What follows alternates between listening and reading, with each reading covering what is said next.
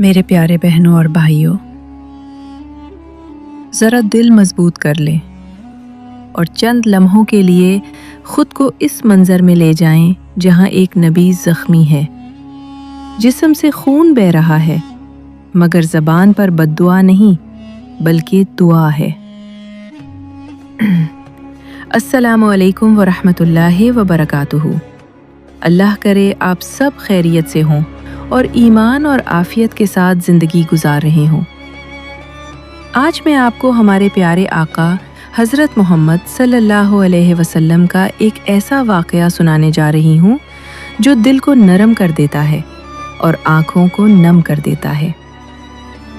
یہ وہ وقت تھا جب مکہ میں مخالفت حد سے بڑھ چکی تھی اور آپ صلی اللہ علیہ وسلم طائف تشریف لے گئے تاکہ وہاں کے لوگوں تک اللہ کا پیغام پہنچائیں، لیکن انہوں نے بات سننے کے بجائے اوباش لڑکوں کو آپ کے پیچھے لگا دیا۔ وہ پتھر مارتے رہے یہاں تک کہ آپ صلی اللہ علیہ وسلم کے مبارک جسم سے خون بہنے لگا اور جوتے خون سے بھر گئے۔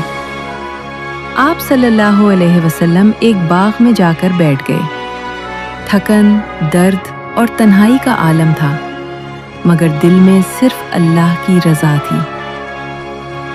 آپ نے آسمان کی طرف نظر اٹھا کر عرض کیا، اے اللہ، میں اپنی کمزوری اور بے بسی تیرے حضور پیش کرتا ہوں۔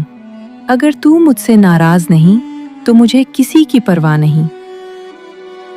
اسی لمحے جبریل علیہ السلام حاضر ہوئے اور عرض کیا کہ اگر آپ حکم دیں تو ان دونوں پہاڑوں کو ملا کر ان لوگوں کو کچل دیا جائے، لیکن میرے نبی صلی اللہ علیہ وسلم نے فرمایا، نہیں، مجھے امید ہے کہ ان کی نسلوں میں سے کوئی اللہ کی عبادت کرنے والا ضرور پیدا ہوگا۔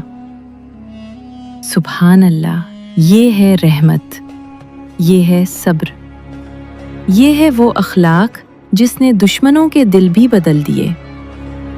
ہمیں ذرا سی بات پر غصہ آ جاتا ہے، ہم رشتے توڑ دیتے ہیں، بد دعائیں دیتے ہیں، لیکن میرے آقا صلی اللہ علیہ وسلم نے خون میں ڈوبے ہونے کے باوجود ہدایت کی دعا دی۔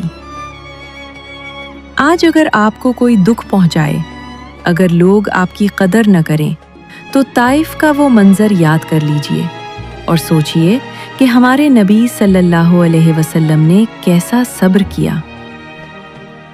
درود شریف کو اپنا معمول بنائیے، سنت کو اپنی زندگی میں جگہ دیجیے، کیونکہ جس نبی نے طائف میں اپنی امت کے لیے دعا کی، وہ قیامت کے دن بھی ہماری شفاعت فرمائیں گے۔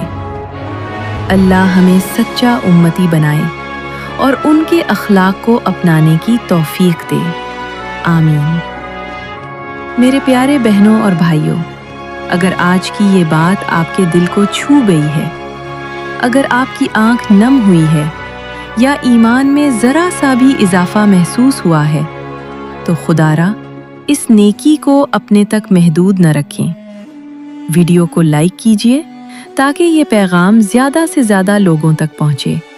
اسے اپنے دوستوں، گھر والوں اور واٹس ایپ گروپس میں شیئر کیجئے تاکہ سیز کسی ایک دل کی ہدایت کا سبب بن جائے، اور ہمارے چینل کو سبسکرائب کر کے بیل آئیکن آن کر لیجئے تاکہ سیرت پاک صلی اللہ علیہ وسلم اور ایمان افروز واقعات آپ تک سب سے پہلے پہنچیں۔ یاد رکھیں، دین کی بات آگے پہنچانا صدقہ جاریہ ہے۔ ہو سکتا ہے آپ کے ایک شیئر سے کسی کی زندگی بدل جائے۔ اللہ آپ کے اس چھوٹے سے عمل کو بڑی نیکی بنا دے اور اسے آپ کے لیے آخرت میں روشنی کا ذریعہ بنا دے۔